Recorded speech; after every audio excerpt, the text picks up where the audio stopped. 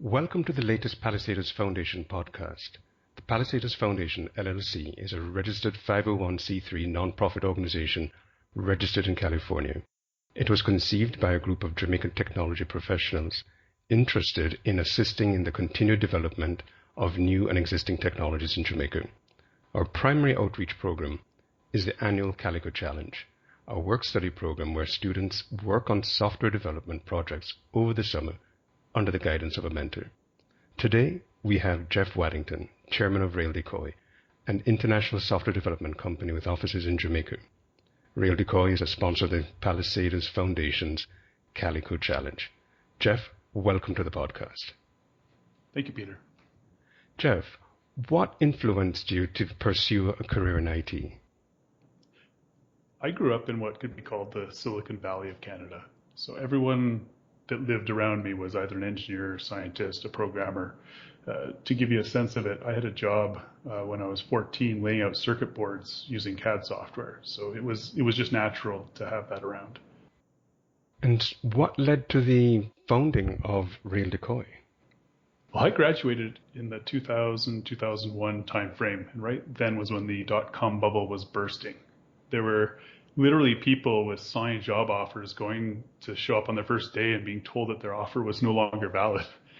So I had a business in mind to start, and not essentially what we ended up doing with RealDecoy, but I convinced a bunch of friends to join me, and here we are 17 years later. And what did RealDecoy start out to be in the first place? Our initial business model was actually to defeat Napster. At the time was decimating the music industry. So RealDecoy was actually a technology to foil the file shares on Napster. But unfortunately, the music industry decided they want to litigate their way out of it, and we all saw how that worked out. So describe living in this area of Canada. You said that you're in the Silicon Valley of Canada. What actual area is that? I live in a suburb of Ottawa, which is the capital of Canada. And the Canada area is where a lot of technology companies, especially around the telecom sector, were founded and were based. So we had a lot of the major telecom providers. And in fact, when I went to school, it was almost expected that you'd be going into some form of telecom engineering. Now it's a little bit more diversified. There are all sorts of different technology companies up here. Apple has an office. The BlackBerry, of course, has an office. And even things like Amazon Alexa, there's a development company working on that, or Amazon's working on that. I believe Nortel Networks was based in that area as well. That's correct. It was one of the anchors of the area, one of the founding companies that made it what it was. How does RealDecoy differentiate itself in the marketplace now? Today, we're seen as the search experts. So those of us in technology, we've done an amazing job of generating huge volumes of data. Internet of Things is just sort of the next step in that. We're really good at generating data, but using the data in a productive way is an ongoing challenge. So we work with companies to leverage the data that they have through search and primarily in the commerce space. So to personalize shopping experiences, predict what you want to buy, help you with that. Our customers are Fortune 1000 level. So we have really to work at the top of the industry. The standards they expect at that level are very high. And how do you pursue these types of companies to become customers of yours? Turns out that the number one way to get the attention of anyone is to be referred. If you come with a referral, if you're known for being a certain type of company or having certain expertise, the business is much easier to come by. The hard, knocking on doors really hasn't been our approach. We get established as known players in this space, and when somebody asks for the experts, even the analysts at the major consulting companies will say, if you're talking about search, you should talk to RealDecoy. RealDecoy is a Canadian company, as you mentioned, which has also expanded south of the border. You are in major U.S. cities such as Atlanta, Boston, New York, the home of many international companies. What were the factors that you considered in opening each U.S. office? Well, that's an interesting question because as technology professionals, we often overvalue our communication tools, our online communication tools, when in fact there's still really nothing that replaces the trust building, the information sharing, the ability to work with someone in a face-to-face context. So The opening of offices or physical locations close to our customers was really what motivated our decision to open offices. Now, in retrospect, it is really, really expensive to open a physical office, and it has long-term commitments. So with our larger clients, especially, we discovered we were most often visiting them and they weren't visiting us. And so we've transitioned, and most of the offices we now have are virtual office space. We can rent an office for a day or a boardroom, and people end up working far more frequently from home. Now you have international offices in Jamaica. What attracted RealDecoy to the island versus other countries in the region? I'd like to say it was a carefully considered decision, but it really ended up being pure random luck. We were introduced to the potential of Jamaica through a Jamaican Canadian who was living in Ottawa here in Canada and moved back to Jamaica. And he put us on to the fact that there's some fantastic talent. At the beginning, it was at UTech, and it dawned on us that what the real challenge was not a lack of talent, but a lack of opportunity. And if we could bring to bear the right opportunity, the talent could blossom and we'd end up in a really good, strong business position. What have been the challenges of investing in Jamaica? Previously, you mentioned some of the challenges that you overcame in the United States market, where, for example, you had divested from physical offices to virtual offices. How have you overcome the challenges that you've discovered in Jamaica? There are a number of challenges that we didn't know. I mean, we went into this with not a lot of experience in international expansion. So one of the things that caught us off guard initially was the currency fluctuations. We were in a position where we were originally paying in Jamaican dollars, and the currency was constantly being devalued. So it meant that people were effectively getting a reduction in their salary all the time. And so we eventually moved to a program where we now pay people in US dollars so that they're inflation protected salaries. And so we're not constantly trying to catch up to where the currency is moving. Similar, the ecosystem around the business support services for technology companies isn't quite where, at least it certainly wasn't where we were expecting it to be. Things like industry salary surveys, so you have a sense of what the industry is paying for certain roles. The meetups of technical professionals and coming together so that they can share experiences. These types of things weren't in place. Still, the salary surveys are rough, but the meetups have certainly started to come around. We have a lot more local meetups happening now. The other challenges we were running into is that there's a British business culture that exists in Jamaica, very much a hierarchical business culture that conflicts very much with what's normal in the technology industry. So people that had working experience in that type of an environment had a very tough time with transitioning to the fact that it was no longer about your hierarchy. You no longer had respect due to your role. It's about what you know and what you can do. And that you need that in order to evolve talent, in order to compete in the marketplace. But it was really counter to what is prevalent in a lot of organizations in Jamaica. What have been the most noticeable improvements that you've seen in Jamaica over the years that you have been working with your offices on the island? There's a lot more people working in international context, which is great. So we see a lot of the concepts or things that were happening overseas being pulled back to Jamaica. For example, the meetups, right? Right now you can go, and if you're interested in Python, there's a Python meetup. There's a lot of startup focus right now. So you see a lot more coming together around that. And we've recently seen a really big resurgence in the JCS, Jamaican Computer Society, which has really brought together a lot of the technology professionals to start talking again about what technology means in Jamaica. So there's some really good things happening there. Plus some of the difficult changes that have been made in government have actually benefited business quite a bit. A lot of the challenges we had with red tape in the early days have largely been reduced, and it makes it a lot easier to actually operate a business in Jamaica.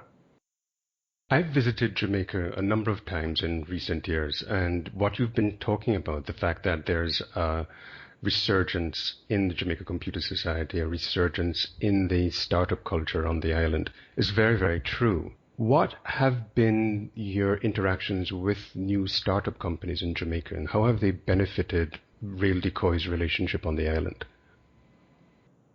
There are a couple of things that the startup community does really well. One is when people are encouraged to do a startup, especially in a technology space, they have to overcome some challenges and they gain experience that whether or not their startup is successful makes them more valuable in the marketplace. So we have actually had several people we've recruited who originally were in a startup mode, but actually for one reason or another weren't successful as a startup, but were, the experience they gained made them highly competitive for the type of work we do. Similarly, we've been in mentorship roles where often we have a number of our people are actually mentors or work with some of the startups. So they have their full-time day job with us, but their nighttime is spent, mentoring or helping startup companies. And there are quite a few of those actually now coming and maturing to the point that they're actually viable companies. Do you work in collaboration with Jamaican companies on international projects? Not really. That's a very good question. One of the challenges we face is that companies who are typically focusing on doing work in Jamaica aren't operating at the level they need to operate at to compete internationally.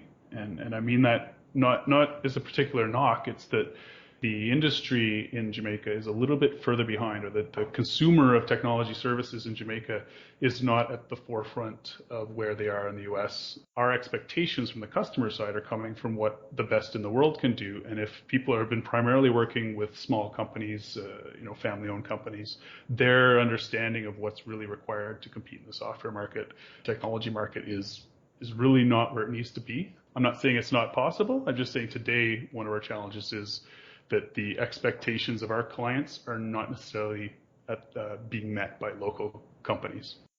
So if a Jamaican company wanted to compete internationally, based on your general understanding of the state of the Jamaican IT ecosystem, what advice would you give them to be able to compete effectively for the types of business that you see yourself pursuing as a part of RealDecoy? When people are buying technology services, they're basing their decision largely on the quality of the experience of the individual or the company that they're dealing with. So a company that has largely regional experience or staff that has fairly limited exposure to large-scale mission-critical environments will be at a disadvantage. And so the types of things that you need to do as a local company is to get the type of work, even if it's in an open source context or in some other way that you can get the credibility that comes with doing work at an international stage. Right or wrong, the work that's done regionally is discounted in the eyes of some of the larger international companies. And so we end up with this state where to break in, you need to show that you can do the type of work that they do. And they're looking for experience, not just your education or your training or what you say you can do. If you can say, I've done this for an international brand, I've done this at the top levels, you will have the credibility to come to the table and earn work overseas. That's very interesting. You mentioned open source projects as a potential area for showing off the skills of a Jamaican company at the international level. And it's something that has just started to become more noticeable in Jamaica. I've been talking to students, and there was a course at UTech just this last semester in which participation in an open source project was a part of a core piece of coursework for the students. And I found that very interesting. 1 year ago, that wasn't the case. It's a very promising development to see this sort of thing happening on the island. I agree. What IT services work does RealDecoy provide to Jamaican companies, or is it just purely to the international clientele? We've recently started. So the team decided that they wanted to sell locally in Jamaica. And so what they're looking to do is bring some of the experience they have overseas, especially around modern approaches to software development, bringing agile and DevOps back to software development initiatives happening in Jamaica. So when we work with companies, perhaps we're doing audits or reviews of their development practices, their code, their processes in order to try and help them better compete or better develop the software that they're working on. So it's really bringing our experience in working for some of these large-scale international companies and then helping local companies to adopt the practices that exist. I want to talk about the Jamaican staff that you had spoken about. You had spoken about some of the adaptations to paying in US dollars, amongst other things in some previous discussions that we just had. What does your company look for when hiring new Jamaican staff? This is a very interesting topic for me. When we're hiring overseas, when we're hiring, in the US or Canada, we're typically looking at the experience the person has. Beyond sort of recent grads, and even then with recent grads, we're now asking more about what projects did you do, what side projects, what were you involved with. But what we look for when we're looking at people is their experience. That is the currency that creates value in the individual. So experience is the number one thing that we're looking for. Now in Jamaica, we're in a tough spot because not everyone has the opportunity to get that type of experience. And so what we're also looking for is the right attitude, the ability to communicate and solve problems. Really, there's a cultural thing that needs to be there for people to absorb and to get experience as quickly as possible, which is what we do in our company, is they have to be able to be humble and accept and give feedback in an environment where it's not politicized, where you're essentially everyone's goal is to make you better as an individual and to deliver better service to the client. You can't have egos in there. It can't be about hierarchy. It has to be about, the best idea in the room. And so we're looking for people through the interview process that exhibit those types of traits. And we give preference to those who have obviously demonstrated that they have experience or they've developed experience outside of the basic stuff they have to do at school. I remember once talking to a recruiter when they were asking me what sort of person that I was looking for a particular role. And I told them that I needed somebody who was hot, but not a hot shot. I think that is a very apt description of what many people are looking for in terms of the capabilities and experience for people in some of the roles that you're talking about. It's very interesting. I had another question for you. A common lament of Jamaican companies is that they lose valuable employees to immigration. How does RealDecoy manage to retain its staff?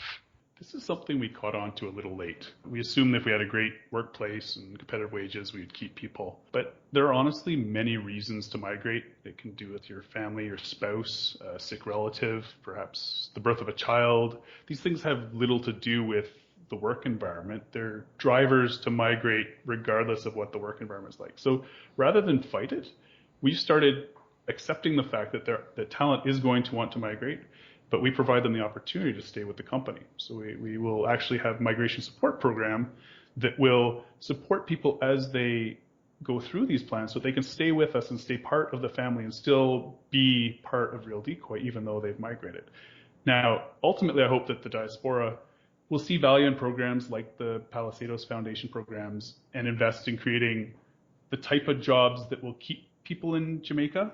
But right now, we have to accept the reality that there's a drive to migrate for a number of people, and we need to accept helping them to remain connected back to Jamaica, in our case, through the company. RealDecoy is a major sponsor of the Palisadoes Foundation. You made a reference to it a minute ago. What led to the decision to make the commitment?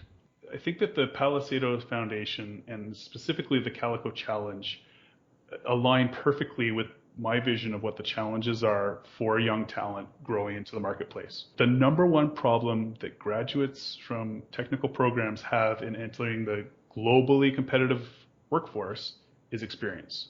Our mission as a company is to allow world-class talent to reach its potential.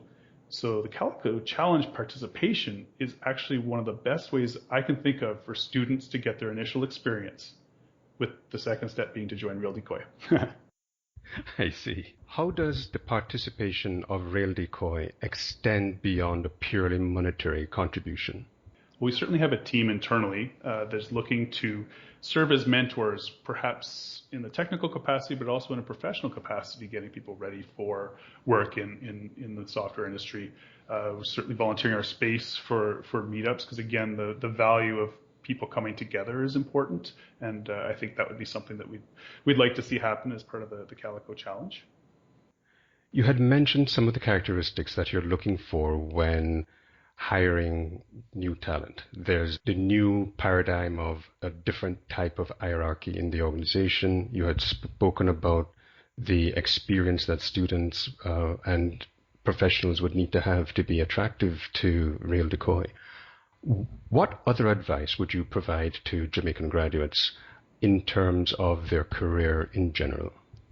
I would reiterate the fact that companies and customers value experience above all other things. It doesn't matter if the experience you received was paid or unpaid, but what matters is the quality of the experience you have. So was there a client, per se? Was there pressure to deliver to a certain level of quality? Was someone reviewing what you did? The more it can mimic the real world expectations, the more valuable your experience will be.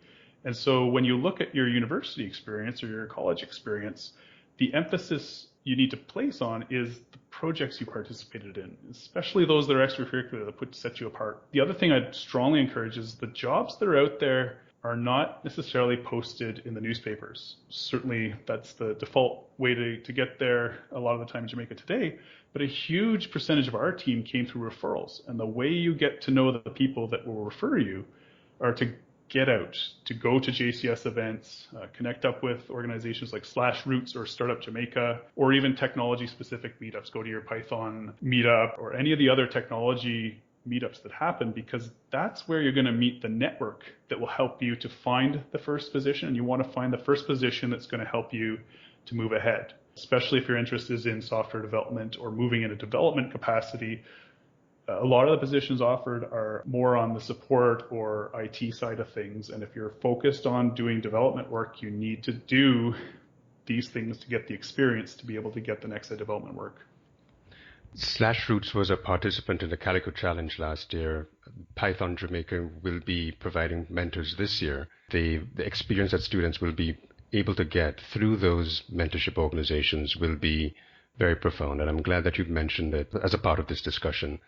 Geoff, thank you very much for the time, and we welcome anybody else who would be interested in talking to the Palisadoes Foundation about their participation, whether it be students or otherwise, to get in contact with us through our website at palisadoes.org.